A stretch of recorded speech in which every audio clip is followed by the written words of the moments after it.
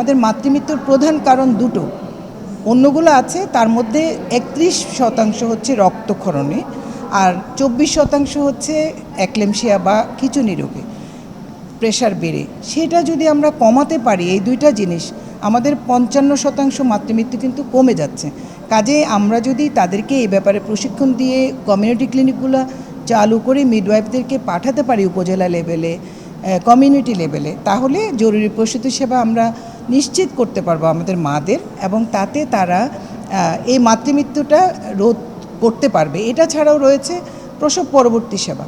মাদের যে খুবই অসুস্থতা, এই যে রক্তক্ষরণ কিংবা পরবর্তীতে কনভালশন অথবা ইনফেকশন হয়ে মা মরে যাওয়া, সেটাও তো একটা কারণ।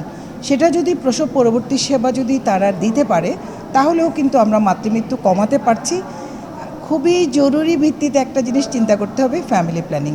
আসলে অপরিকল্পিত গর্ভধারণ, এটা তো মানুষকে, কেউ এটাকে নষ্ট করতে চায়, বিভিন্নভাবে তারা অ্যাবর্শনের পথে চলে যায় অপরিকল্পিতভাবে, নিয়মতান্ত্রিক কিংবা ইনফেকশনযুক্ত। কাজেই আমরা চাই পরিবার পরিকল্পনা যদি সঠিক হয়, প্রত্যেকে যদি পদ্ধতিগুলো সম্পর্কে অবহিত থাকে, সেটা নার্সেস, সেটা মিডওয়াইফ, সেটা মেডিকেল অফিসার্স অথবা কনসালটেন্ট, তাহলে আমরা নিরাপদ মাতৃত্ব নিশ্চিত করতে পারবো।